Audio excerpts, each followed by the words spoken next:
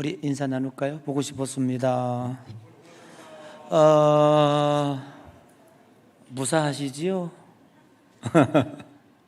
옛날에 참 많이 굶었던 시절의 인사가 진지 잡수셨시요? 요즘 인사는 뭐냐면 괜찮어? 코로나 인사요. 코로나. 자, 다 같이 자, 충청도 버전으로. 자, 괜찮아요? 옆 사람한테 하라니까 왜 나한테요? 자, 옆 사람한테, 뒷사람에게. 자, 충청도 버전 오리지널로 시작. 괜찮아요? 괜찮아요. 아직은 괜찮아요.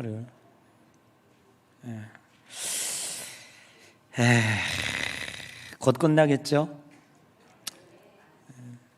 2주 후에는 야외에서 마스크도 벗는다고 하니까 뭐 좋아져서 벗는 게 아니고 이제 막가파요. 개나 소나 다 걸리는데 뭐 어떡하겠다고 그래요. 야, 어제 프로야구 개막을 했는데 이빠이 됐으네. 꽉 차버렸어.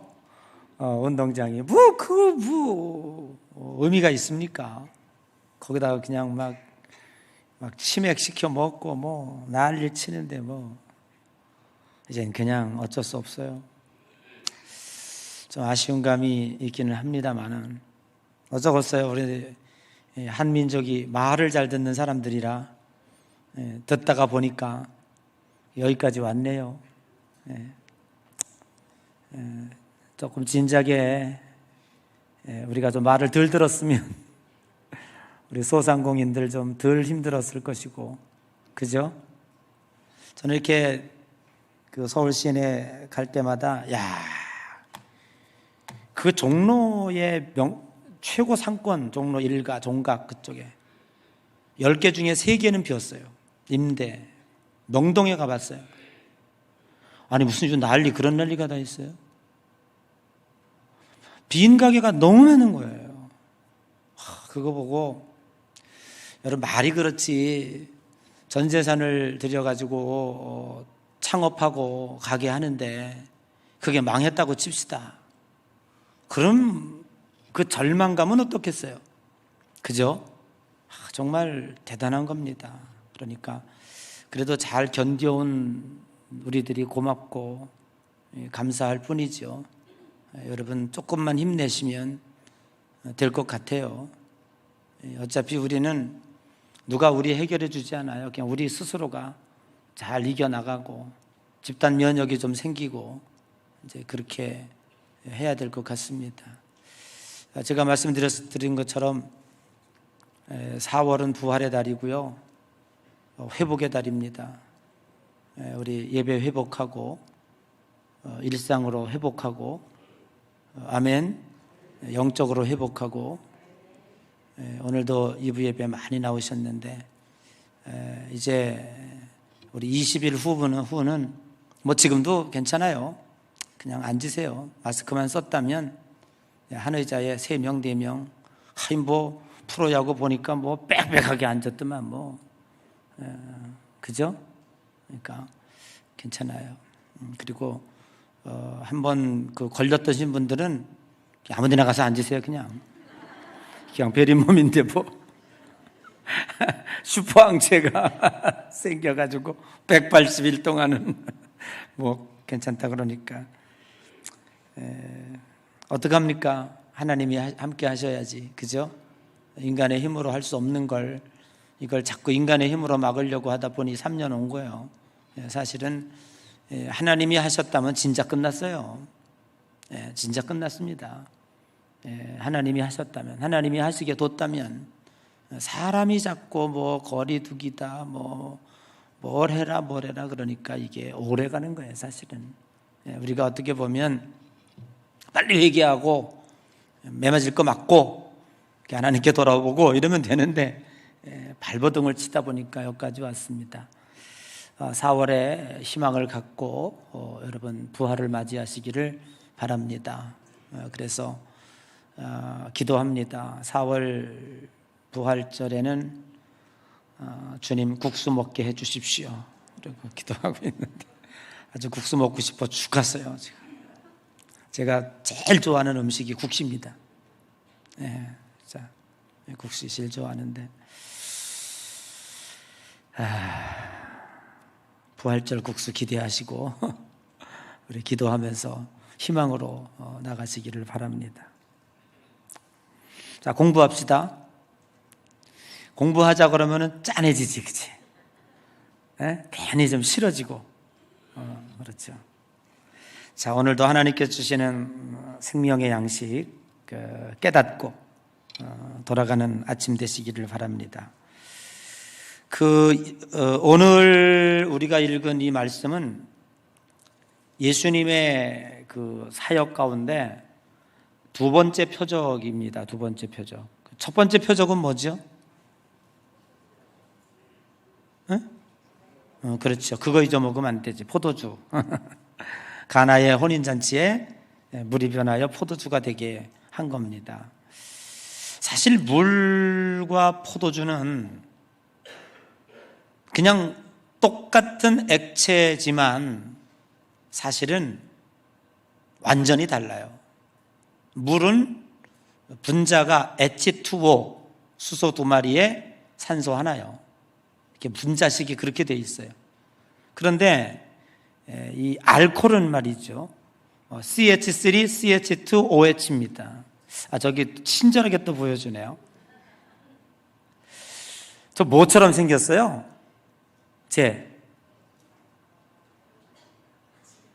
강아지, 개. 그거 알아요? 술 먹으면 왜 개가 되는지? 저놈이 들어가서 그래, 저거. 저게 모양이 완전히 달라요. 그러니까 이게 물하고 포도주하고는 똑같은 액체지만 완전히 다른 것으로 바뀐 겁니다. 그건 뭘 의미하는가? 여러분 보세요. 태초에 하나님이 천지를 창조하셨다는 거죠. 예수 그리스도께서 이 땅에 오셔서 우리들에게 보여주신 첫 번째 표적이 물이 변하여 포도주가 되게 했다는 거죠. 전혀 다른 물질로 바꿔놨다는 거죠. 그건 뭘 얘기하는 거 아니? 지금 여기에 오신 예수 그리스도는 창조자이시다. 아멘. 그때 우주 만물을 창조하실 때의 그 하나님이 바로 여기에 있는 예수 그리스도 그분이시다. 그거를 온 인류 만천하에게 보여주신 거예요.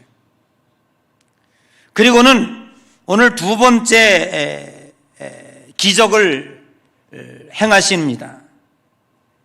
여기 오늘의 주인공은 누구냐 하면 왕의 신하의 아들이 죽을 병에 걸렸습니다. 여기서 말하는 왕은 분봉왕 헤롯입니다.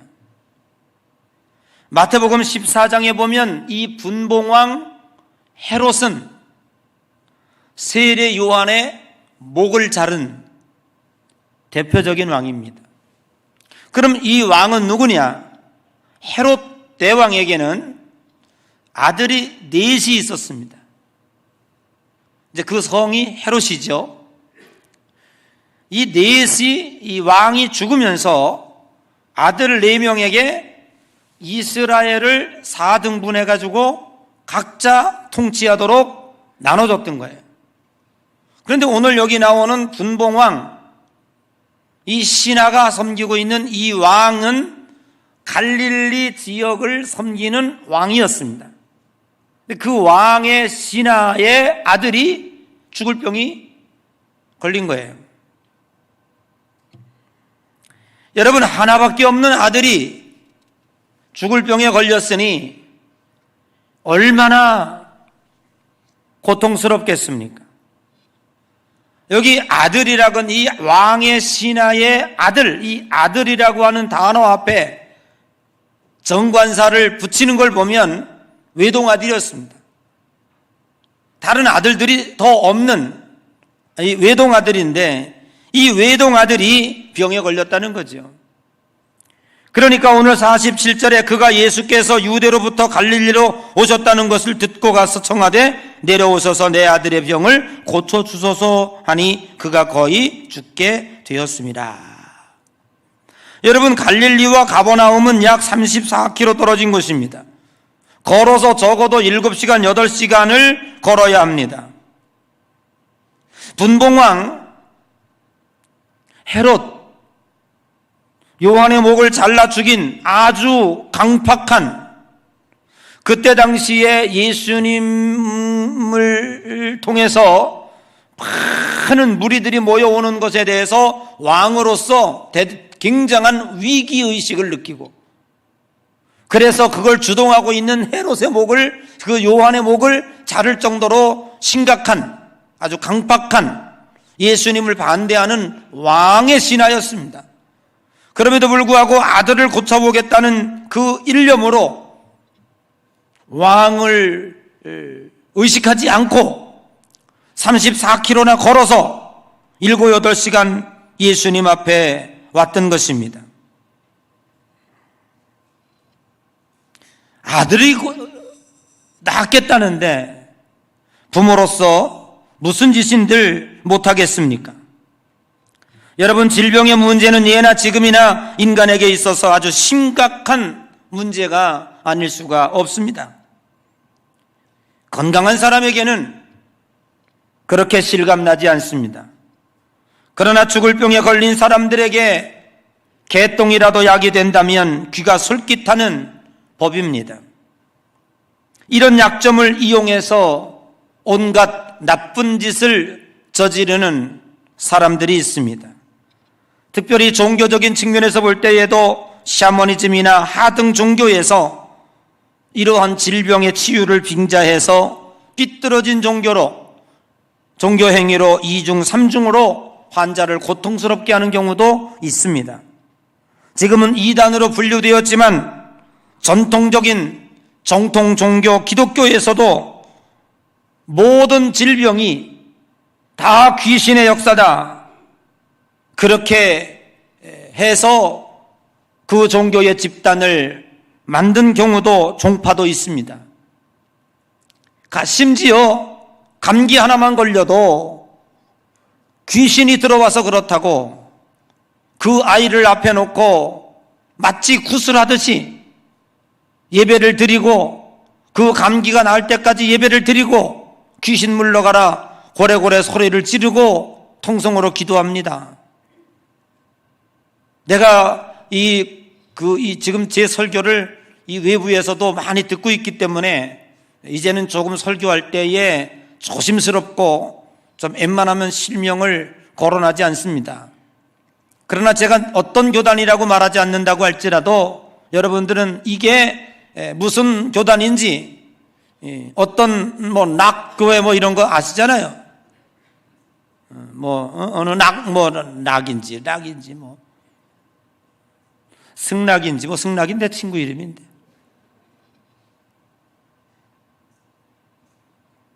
이런 엉터리 교단이 있어요. 여러분, 질병이 들어오는 통로는 여러 가지가 있습니다. 1등의 예를 들어보면 코로나 확진자하고 앉아서 밥을 먹으면 또 얘기를 하면 코로나 확진될 확률 굉장히 높지 않습니까?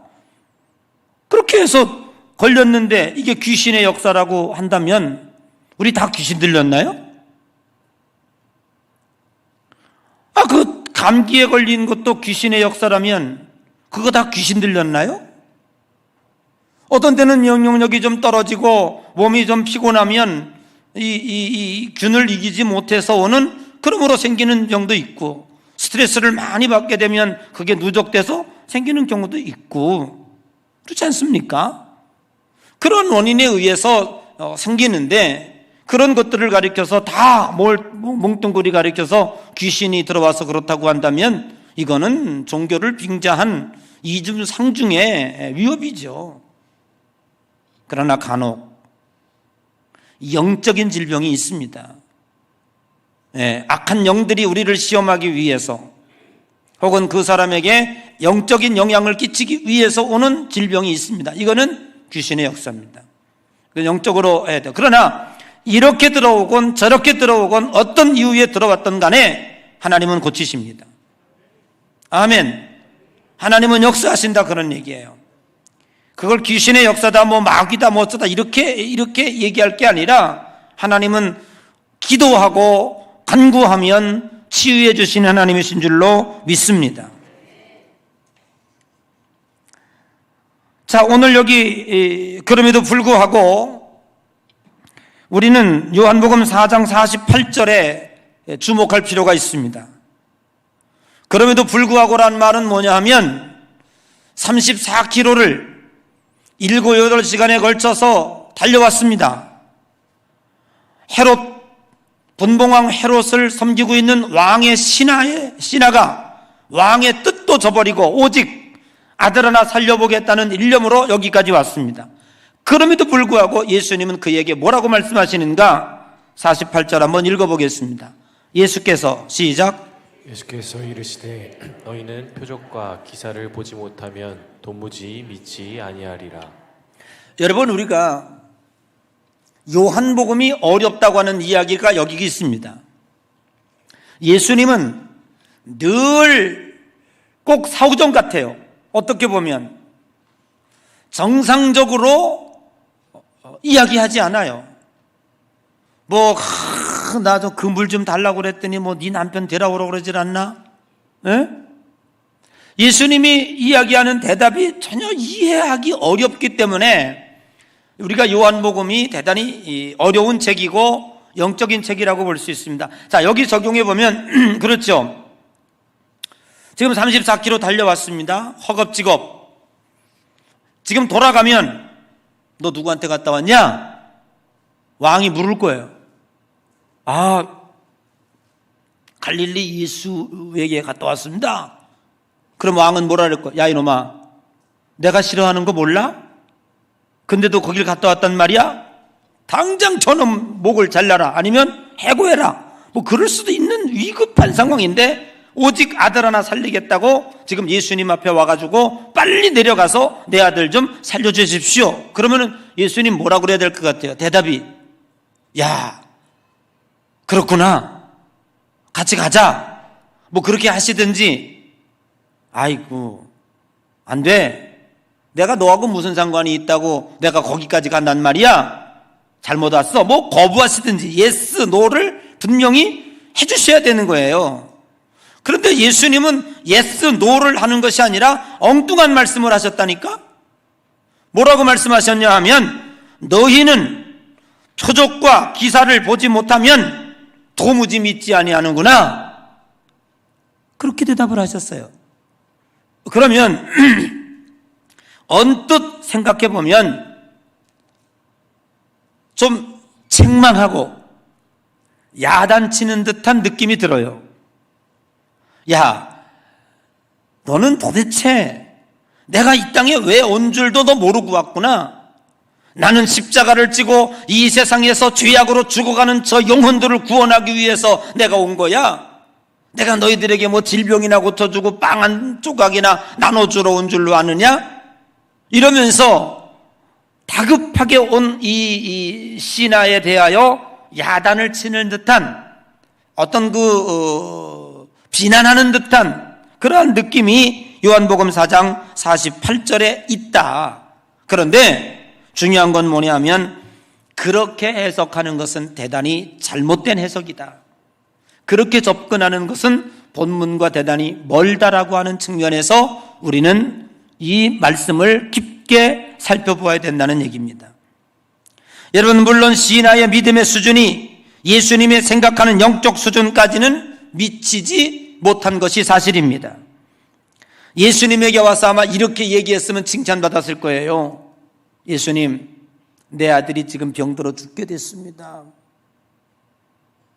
병들어 죽는 것은 너무너무 안타까운 일이지만 예수님이 요단강에서 막 하는 사람에게 세례를 베풀고 그들에게 영생의 축복을 주셨다 하니 빨리 오셔서 내 아들에게 좀 세례를 베풀어 주시고, 뭐 죽는 거야 어쩔 수 없겠지만 내 아들 천국 깨게 좀 해 주십시오. 뭐 그랬다면 아마 조금 그래도 점수 한 70점은 받았을 거예요. 그런데 그냥 와가지고 그냥 매달리면서 말이야, 빨리 내려가서 내 아들 좀 고쳐주십시오. 내 아들 죽게 됐다고 막 살려달라고 막 애걸복걸하고 있는 거죠.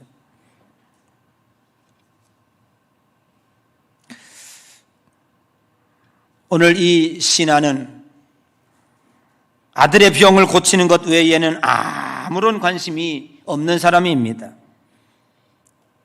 47절 49절에 간청하여 내려오셔서 가버나움에 가셔서 자신의 아들의 병을 고쳐달라고 사정하는 것을 보면 굉장히 다급한 것만은 사실입니다.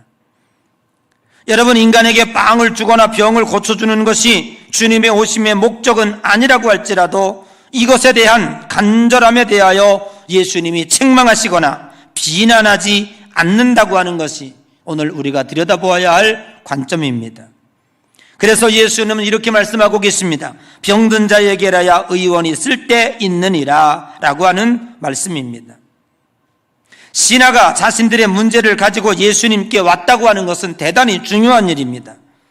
인간의 삶의 모든 문제 속에 주님이 함께 계시고 사건마다 주님의 사역의 현장임을, 그리고 주님께서 개입하셔서 우리들의 요구에 응답해 주시고 축복해 주신다고 하는 사실을 우리는 기억하여야 할 것입니다. 우리의 삶의 가시는 하나님을 만나게 하시려는 하나님의 축복의 도구입니다. 작은 것 하나라도 주님과 관계없는 것은 없습니다. 언제나 주님과 호흡하며 해결해 나가는 삶의 모습이 우리들에게는 필요할 것입니다. 어떤 문제라도 주님께 가지고 나와야 합니다. 나 혼자 고민하고 끙끙대거나 하나님께 토해내지 못하고 스스로 그 문제에 넘어지고 쓰러지는 일은 결코 기독교인의 태도는 아니라고 하는 것입니다. 오늘 세상이 캄캄하고 모든 것 포기하고 싶었던 신하는 드디어 예수님을 만나게 됩니다. 아주 단순하지만 예수님은 그에게 이렇게 얘기합니다. 가라, 네 아들이 살았다 라고 말씀하십니다. 여러분, 50절 하반절에 보니까 그 사람이 예수께서 하신 말씀을 믿고 가더니 그랬습니다. 여러분, 드디어 예수님을 만났고 주님의 입에서 말씀이 떨어졌고 이 신하는 그 말씀을 믿고 갔습니다. 여러분, 여기에서 우리는 두 가지 중요한 것을 발견하게 됩니다. 이 신하가 예수님을 통해서 네 아들이 살았느니라 라고 하는 축복의 응답을 받을 수 있었던 두 가지 이유는, 첫째는 주님을 향한 병을 고치고 싶은 간절한 열망이 예수님께 와 닿았습니다. 옛날에 지금 이제 봄이 왔습니다. 조금 있으면 강남 갔던 제비가 돌아오게 됩니다. 집집마다 처마 밑에다가 제비집을 짓습니다. 그리고 얼마 안 있으면 알을 낳고 새끼를 깝니다. 그 제비집에 아주 여러 마리 새끼가 아주 그냥 옹기종기 있습니다. 그래서 이제 어미 이 제비가 나가서 곤충을 물어다가 제비들에게 먹을 것을 주지요. 저는 어렸을 때 많이 봤습니다. 제비 입이요. 무슨 색깔입니까? 노랗습니다. 그걸 쫙, 여러 한 대여섯 마리가 입을 쫙쭉 벌리죠. 엄마 제비가 둥지에 오면은요, 가만히 숨죽여 있던 제비도요, 얼른 입을 열어가지고 그냥 쫙쫙 벌리면서. 그러면 그 많은 제비가 한 둥지 안에 있어요. 그럼 엄마 제비가 곤충을 잡아가지고 와서 줘야 되는데 누구에게 줍니까? 혹시 여러분 아세요? 뭐 제비가 안 돼봐서 모르시나요? 누구에게 줄까요? 어떤 제비에게 줄까요? 제가 어렸을 때 관찰해 보니까 그렇더라고요. 첫째는 입을 제일 크게 연 제비에게 주는 거예요. 쫙 벌리고 그냥. 두 번째는요, 고래고래 꽥꽥꽥 소리 지르는 제비에게 먼저 주는 거예요. 왜요? 배고프다는 거예요. 배가 고프다는 거예요. 먼저 번에 들락거리면서 곤충을 잡아다 주는데 이거 누구에게 줬지? 이걸 잘 모르잖아요. 근데 엄마는 알잖아요. 먼저 먹은 놈은 덜 배고파. 그래서 입을 좀 덜 벌려. 그런데 안 받아 먹은 놈은 그냥 쫙쫙 벌리는 거예요. 쫙. 그럼 거기다가 쑥 넣어줍니다. 여러분, 주님도 마찬가지입니다. 성경은 우리들에게 이렇게 말씀하고 있습니다. 네 입을 크게 열라. 내가 채우리라. 너는 내게 부르짖으라. 환난 날에 내게 부르짖으라. 내가 응답하리라. 여러분, 오늘 우리들은 하나님 앞에 나아가서 이 신하의 간절함이 예수님의 마음을 움직였던 것처럼 오늘 우리의 일상생활 가운데 작은 문제라도 주님 앞에 가지고 나와서 부르짖고 기도하면 주님이 들어주신다고 하는 사실입니다. 여러분, 이 믿음을 갖고 신앙생활 하세요. 이것이 물론 우리가 하나님 나라 천국 가는데 뭐 그렇게 큰 문제가 아니라고 할지라도, 그러나 주님은 그것조차도 외면하지 않습니다. 얼마나 우리에게 간절함이 있는가. 어떤 사람은 그래요. 이제는 병 고침의 시대가 끝났다. 그거는 초대교회 때만 있었던 사건이고 이제 지금은 말씀의 시대이기 때문에 말씀만 먹으면 된다. 한때는 그렇게 설교하는 분들도 있었습니다. 그러나 그것은 매우 잘못된 말입니다. 그러면 이렇게 볼 수 있죠. 옛날에는 정말로 교회 안에서 병 낫는 사람들이 진짜 많았어요. 저희 어렸을 때도요, 정말 그런 집회들이 많고요, 막 병 낫는 사람들이 굉장히 많았어요. 근데 요즘에는 그런 일들이 많이 없어요. 어쩌다가 있고, 뭐 간절한, 제가 뭘 기도를 많이 해드립니다만은 그렇게 해서 낫는 분도 있고 그래요. 그럼 무엇의 차이냐? 하나님이 좀 늙으셔가지고 능력이 좀 쇠하셨나? 아니면 정말로 병고침이나 뭐 기적의 시대가 이제 하나님이 문을 닫으셨나? 그렇게 볼 수 있지만 정답은 아니다. 왜요? 무엇의 차이입니까? 간절함의 차이입니다. 옛날에는요, 돈도 없고 병원도 만만치 않고, 그죠? 의술도 없었어요. 그러니까 오직 하나님 아니면 안 됐어요. 떼굴떼굴 굴렀어요. 주님 고쳐달라고 그랬어요. 그러니까 하나님이 했어요. 지금은 우리 마음 자세가 어때요? 그냥 틈으로 그냥 해주시고 고쳐주시면 좋고, 하나님 뭐 의료법이 있으니까 병원 가면 되고, 뭐 뭔가 좀 자꾸 그렇게 생각을 하는 거죠. 덜 간절하다 이 말이에요. 그 간절함이 하나님의 마음을 움직인다, 그런 얘기죠. 오늘 여기 간절히 보니까 간절해.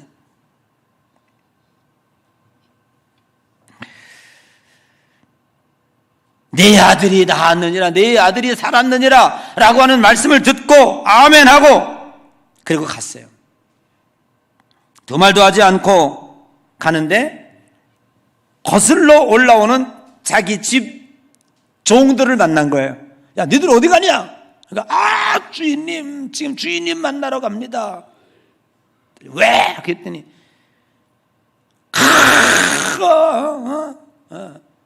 아들이 병이 나았습니다. 그러는 거야. 종들이 얘기하는 거니까 깜짝 놀랐잖아요. 그죠? 네. 그러면서 이 사람은 궁금했던 거예요. 언제 났냐?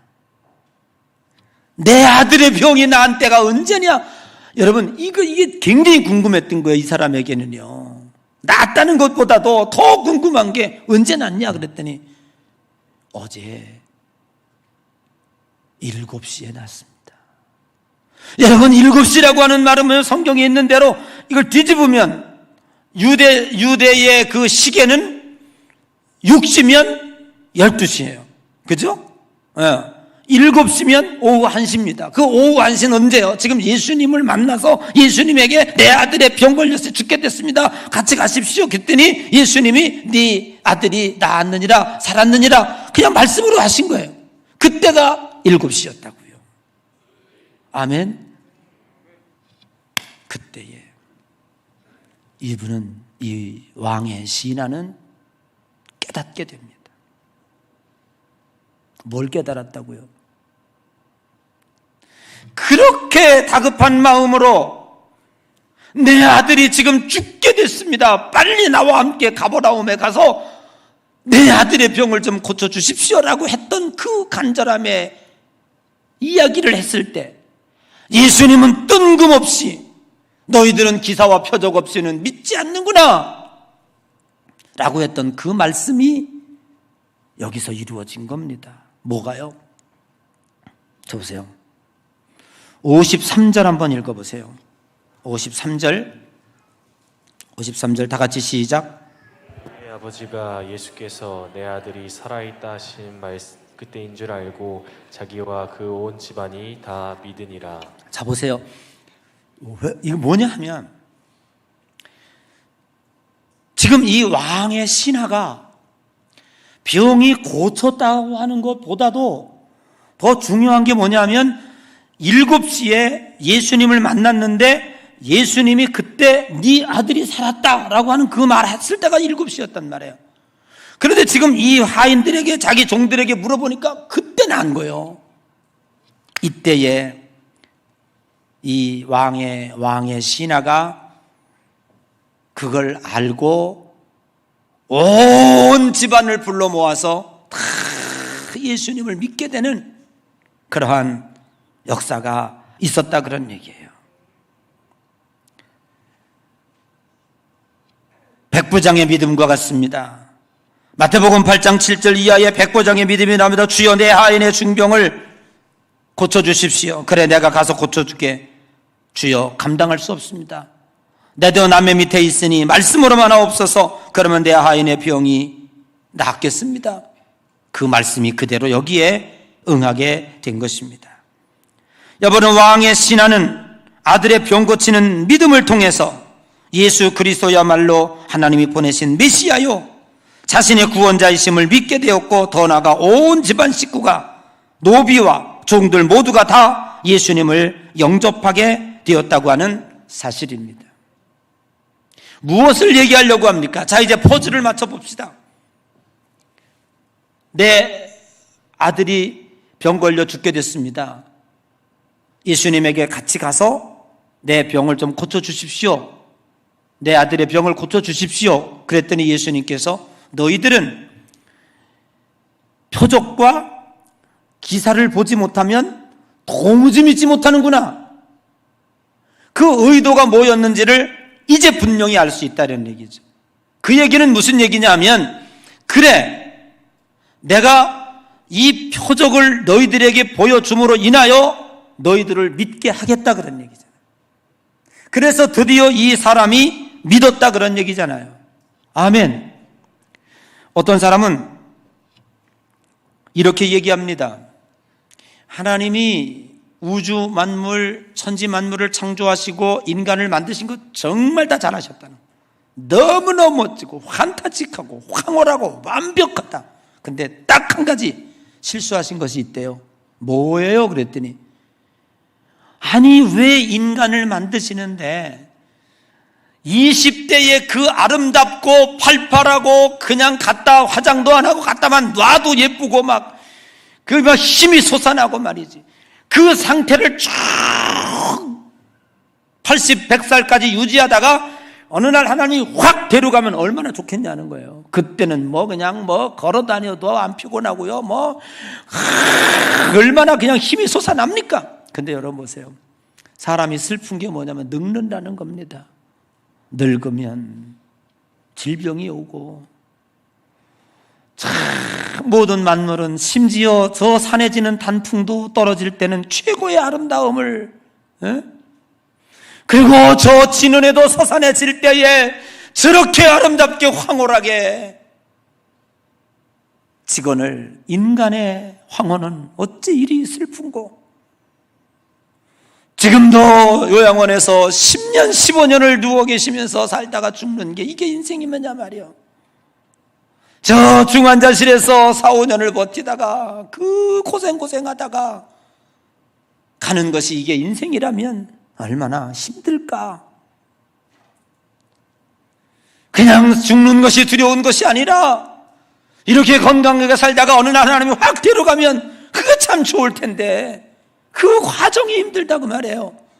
그래서 이게 인간에는 참 모든 만물은 끝이 저렇게 아름다운데 왜 인간만이 이렇게 처참하게 만드셨을까? 왜 이렇게 고생하고 이제는 더 혈관이 찌를 데가 없어. 피가 날 때도 없을 만큼 찌르다가 그 고생하다 숨이 헐떡거리다가 그리고 나를 죽게 하냐 이 말이에요. 이 고통을 겪게 하다가. 응? 그러니 하나님이 실수하는 게 아니고 이게 도대체 뭐냐 이 말이요. 여러분, 그러나 곰곰이 생각해 보면 하나님이 실수하신 게 아닙니다.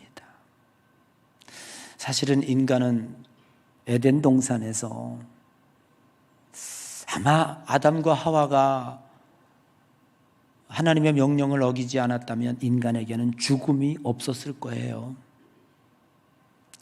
그런데 죄가 들어옴으로 인해서 죽음이 들어왔고, 그래도 하나님은 착하셔가지고 인간을 수명을 얼마나 살게 한 줄 아세요? 969살 정도, 1000살 가까이 살게 해주셨어.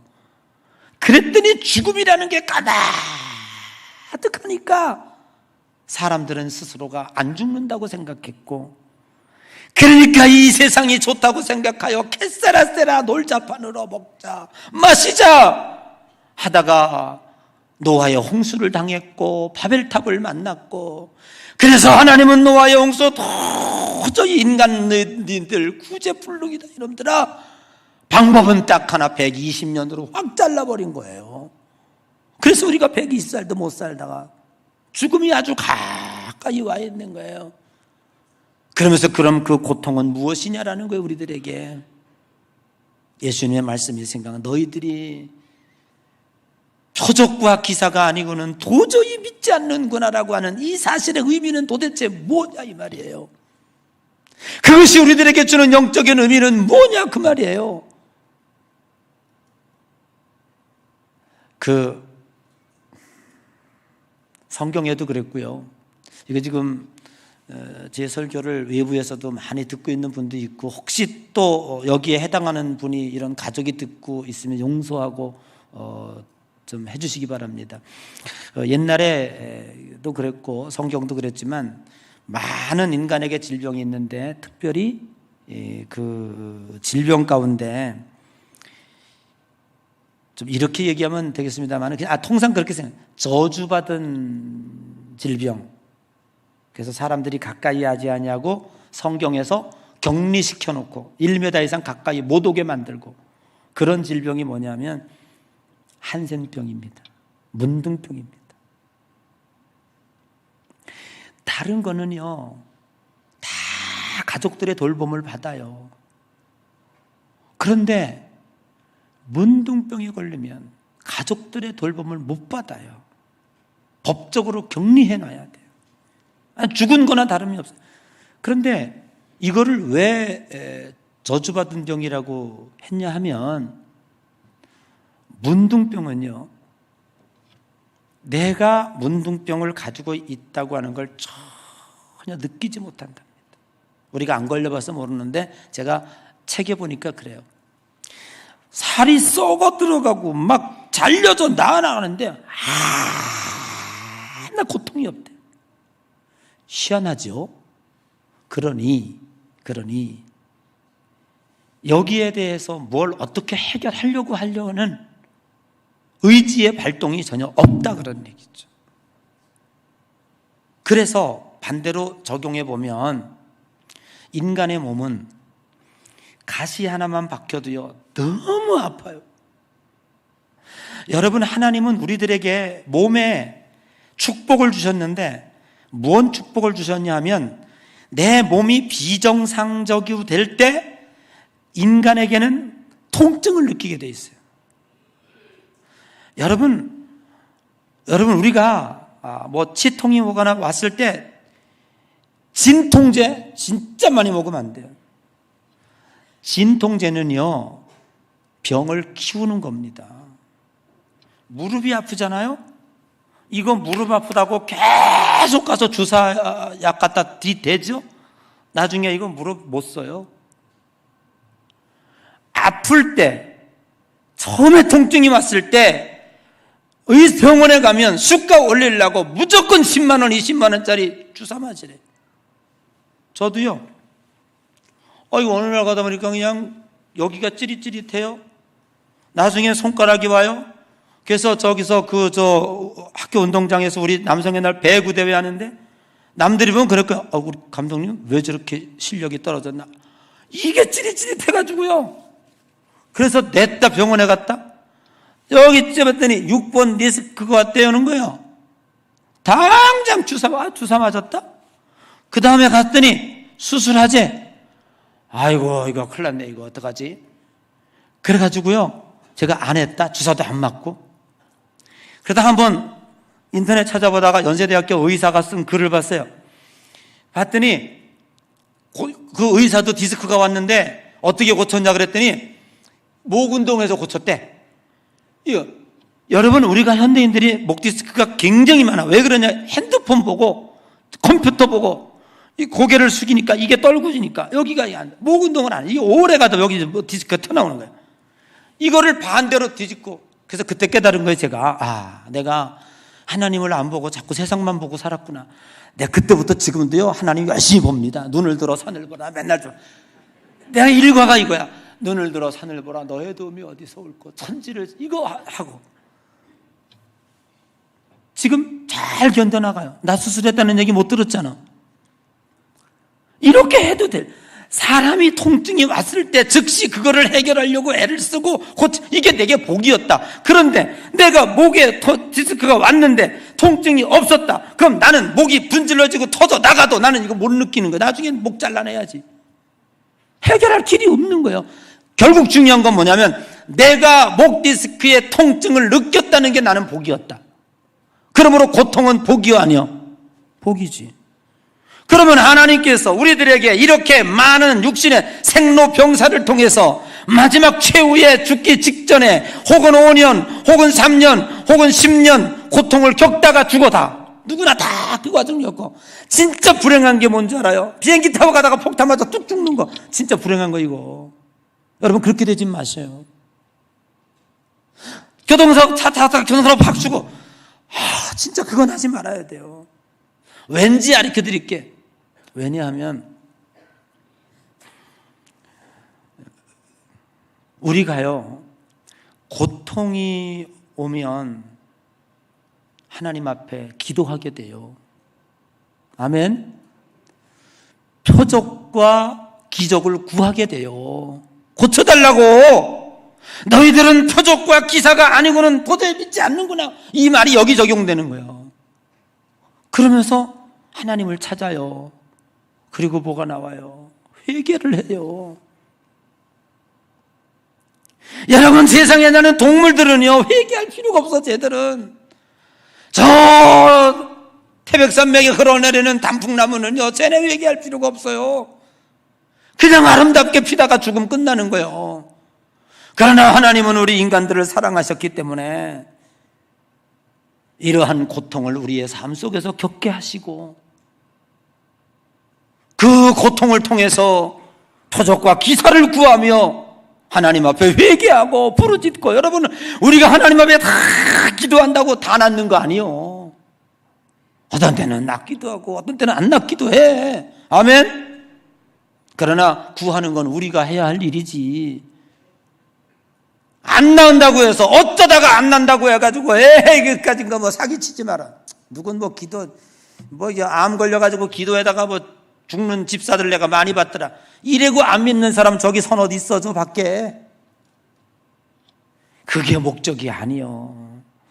거기서 난들 또 10년 더 살면 또 뭐가 그렇게 중요할 것이고 얼른 간들 뭐 그리 또 안타깝겠습니까마는 정말로 하나님이 우리들에게 너는 표적과 기사를 보지 아니하면 도저히 너희들이 나를 믿지 않는구나라고 하는 이 사실이 뭐냐면 우리가 그 문제를 가지고 주님 앞에 나와서 간절히 기도하고 얘기하는 가운데 믿음이 생긴다 그 말이요. 아멘. 그래서 우리가 얻은 게 뭐예요?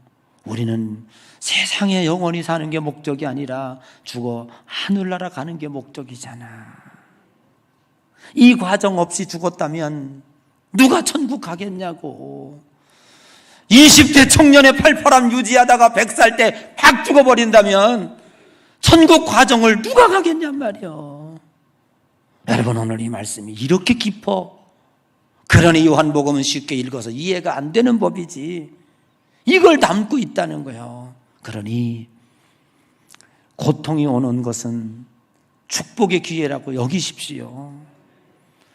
그리고 그것을 가만히 가지고 있지 말고 하나님 앞에 가지고 나와서 부르짖으십시오. 고치고 안 고치는 건 하나님이 하시고, 해결하고 안 하는 건 하나님이 하시고, 나는 그것 때문에 성화되고 믿음 얻고 그동안 못 찾았던 주님 찾고 부르짖고 천국 갈 준비 기회 얻었음에 감사하고. 근데 아멘은 왜 둘밖에 안 해? 죽기 싫은가 보지 다.